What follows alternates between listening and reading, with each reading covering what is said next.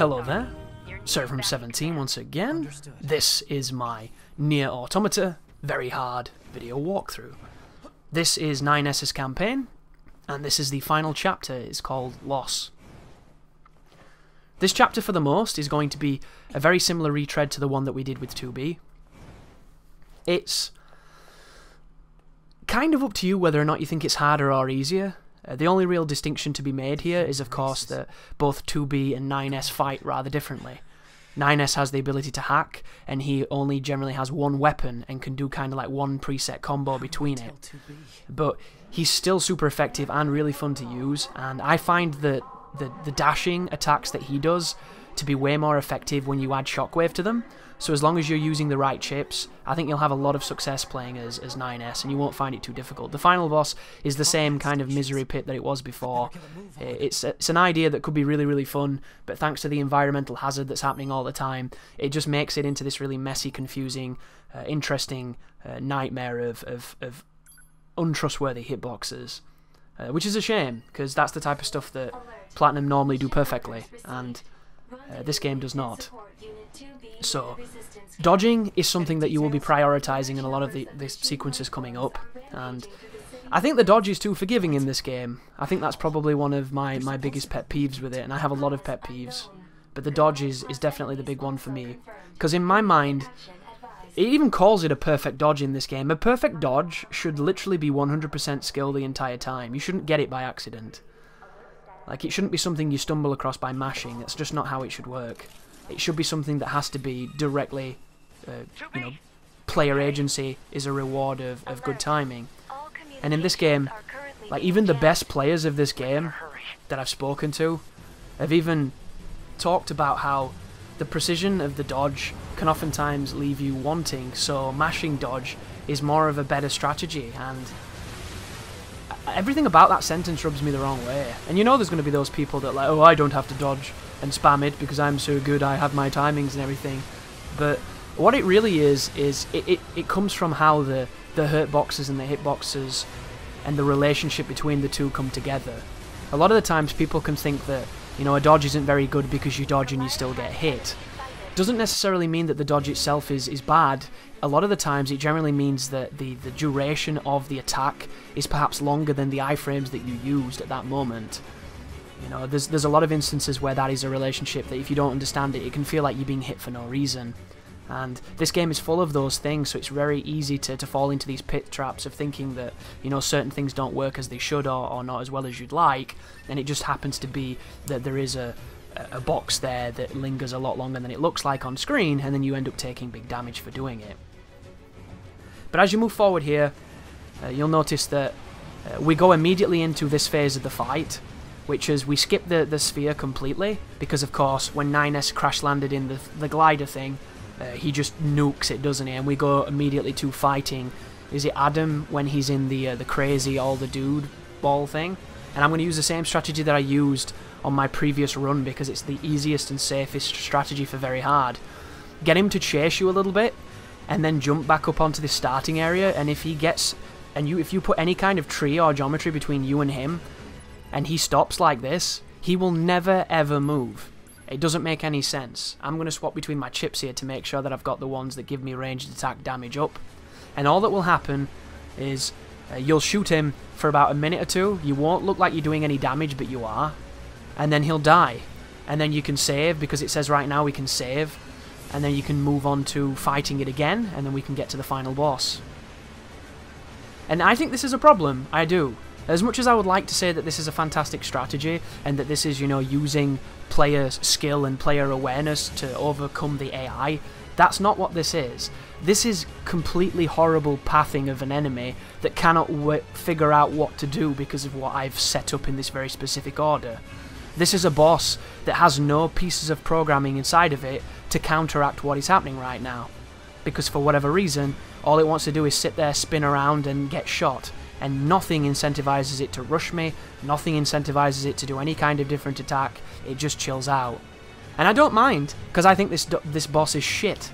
But for the people who do like this game, it's sad for them, because you would think that it would have a counter to something like this. And It brings me back to things like cave shmups, which is something I've talked about a lot. If you're a fan of shooting games and you think the shooting elements of this game are quite fun when you do the flying areas and you're looking to get into maybe some kind of shoot 'em up for yourself, look into a developer by the name of Cave. Cave are probably the single greatest shoot 'em up designer there's ever been, in my opinion. And it doesn't even matter what game you pick, you know you're going to get something quality. I mean, if you go for Dangun Feveron, you're probably going to think it's a bit weird, but there's still quality to be had. But anything from Donpatch all the way up to, you know, Dodonpatch Daifuketsu, or Mushi, or Death Smiles, Ketsui, you name it, any of those games, if you're looking for something to really get just completely obsessed with and absolved with and just study, learn, get punished, get brutalized, and then after about a year of playing, be a completely different human being on that video game by the end of it, then those games are for you. Because they look like they're 20 minutes long and all you do is shoot shit and it's boring. But when you get into the unique minutiae and just the finesse and the nuance of that design of how every enemy has been thought about, how much damage it takes, how it dies, what happens when it dies, where the enemies come from, the flow of the entire stage, the bullet patterns, it's a complete, just majestic piece of art. It's as perfect as design as it gets because it's so wonderfully fleshed out and thought out and realised. That is something I would definitely just commend you to look into. And to bring it back to this boss right now, they get the best shmup players to test their bullet patterns. Because you know, if a clever player puts a boss in a position where he's completely safe and finds a safe spot, do you know what they do? They patch it, they change it, they make it so that you can't do that. Because if they wanted you to sit on a certain pixel and be completely immune, why the fuck did they spend all those hours designing those fantastic moves and those fantastic patterns? It's pointless. And then there's this. Like, I don't know who was in charge of testing this boss, but I've done this now 4 or 5 times, and if I can do it, and I'm just some random NieR scrub, anybody can do this, and it shouldn't work, but it does. So it is kind of sad. But for the purposes of a walkthrough, it's perfect, you know? I could run in there, I could do this like perhaps the game wants you to do it, by dodging and doing some fancy combos and some awesome moves and some interesting techniques. But how does that help another person play this, you know? If I'm doing all this fancy, awesome looking footage, that doesn't teach you how to do it, doesn't teach you how to have the muscle memory and the reflex to pull it off. This does. It's just really boring to watch. So yeah. Another thing as well, folks, you know, if you get all the upgrades for the pods, you can have way better gun at this point. So your pod can be doing way more damage, you can have 3 of them at the same time doing a ridiculous amount of damage, which will help. But this is all from a new game, so I didn't have any of the grinding or any of the resources to do that. Because I did no grinding in this entire walkthrough. Because in my opinion, you shouldn't have to. And I suppose the walkthrough proves you don't need to, but at the same time, I can imagine that a lot of people might have problems with it. Because this is, as much as I've said, and I'll continue to say till, you know, the day I die, that I don't think the difficulty in this game was handled correctly at all. You can still have problems with it, you can still get bullied, and you can still have a tough time, and that's fun, you know? Having a tough time with video games is probably one of my favourite things about them, but it has to be under terms that I think are enjoyable, and I think that's the place where me and Automata disagree the most. So here comes the cutscene introducing the next phase of this sequence. We're now going to be moving through this area. There's me going back from a save point, because of course I always save, guys. Save as much as you can. This is the save point in this area. I trust you don't need to be explained of how to find that. You've played the game an entire time by this point, and I'm hoping you've put some time into it to get your money's worth. So all that needs to be done now is to run over to the area that leads to Pascal's village, and then fight off a couple of the robots that are here. There is a lot of robots here, guys, and they are going to be higher level than you, but that doesn't mean you can't beat them up pretty good. I'm going to be, once again, very defensive here. I'm going to use range with Shockwave, a lot of dodges, a lot of bullets, and I've set my companion to aggressive, so she's going to hopefully get in there and be incredibly violent, and there she goes. So now we get to do some dodges, do some stuff. Be very careful of that right there. Did you see what happened then? That's a great example of how this game functions. Did you notice how after I got the counter into the overdrive, I didn't rush in to attack? Because you know, if I did, I would have taken a hit. Because this game was designed by lunatics. But here comes the boss, and this is one of those bosses where, can you remember earlier on in the video I mentioned that some of the best players I know who play these kind of games, who got this game early and destroyed it, they recommend mashing dodge over precise dodges. This is one of the areas that's going to really pay dividends with that particular technique, if you can call it that. Mashing dodge on this boss is one of the most imperative parts of it, because the lasers move so fast, they cover so much ground, that dodging them by looking at them is incredibly difficult to do. You can put geometry between you and the boss, and it can work really well, but the boss has this interesting move where he comes out of the ground like a tremor, and if you're in a bad spot, it'll instantly kill you. Everything instantly kills you, so it's nothing new, but that's kind of how that works.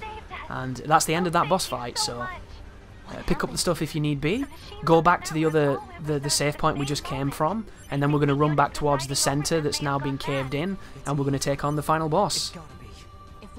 So this is going to be the part of the video where I explain what's happening with the rest of it.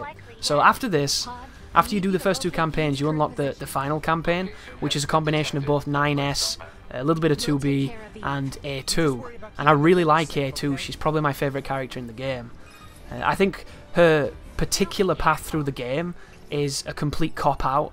All of the questions and all the mystery and all the mystique that she had that I was really curious to find out about, you never learn when you play as her. It's completely half-assed, which is unfortunate. But she's really fun to play as. I enjoy her a lot. She's got a fantastic arse, like every woman in this game, so that's a nice bonus. But alas, I won't be making walkthroughs for that particular part of the game.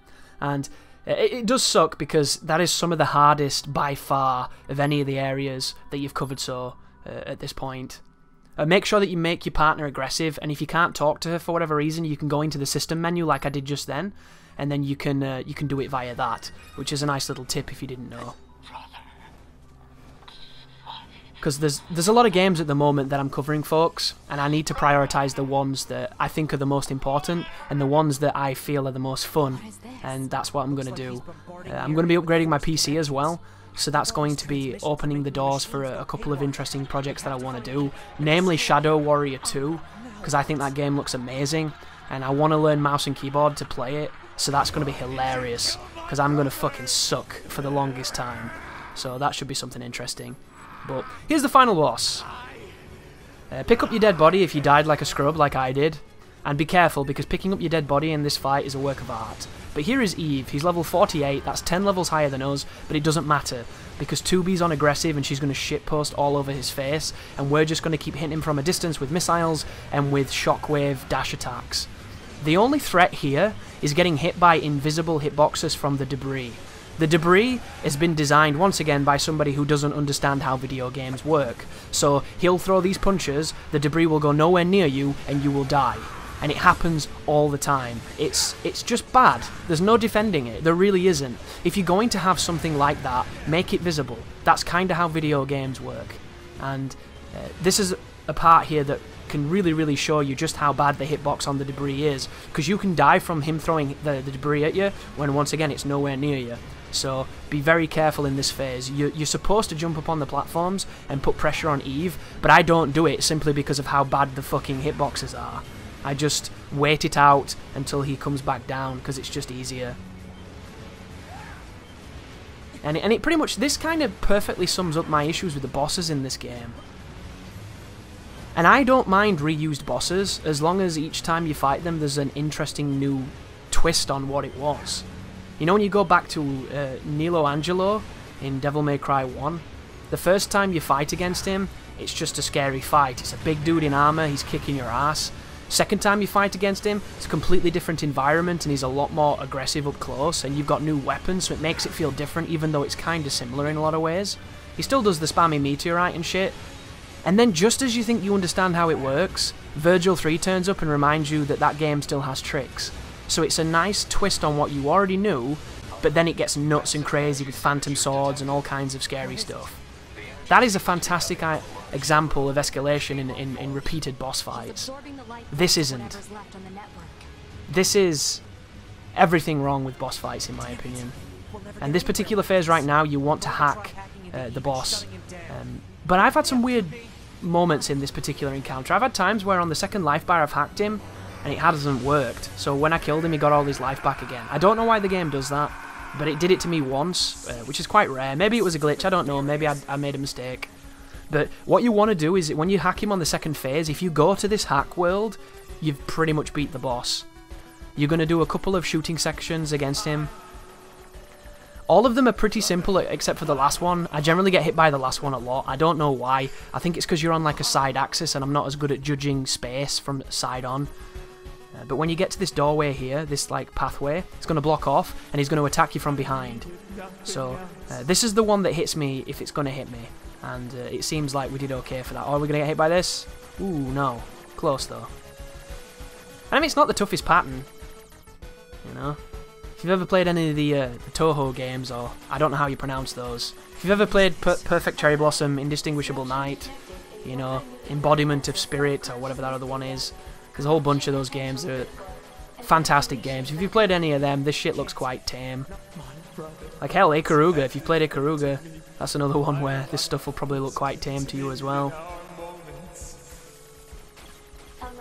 But is this Noctis who's doing the talking here? I think somebody on stream was mentioning how it was Noctis, which is hilarious, because you imagine if Gladio just... not Gladio, what's that other guy called? Ignis! Just comes up with a new recipe mid-fight. It's exactly what we need.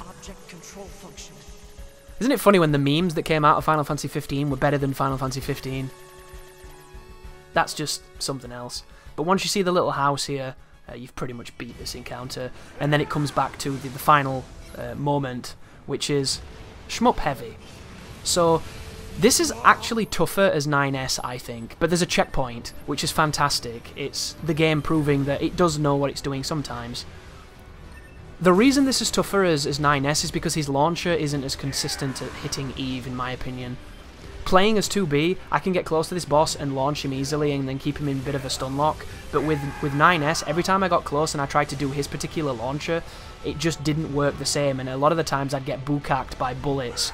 So the strategy that I'm going to do here, that I found most effective for me, is I'm going to hit him from a distance and not really do any kind of melee at all.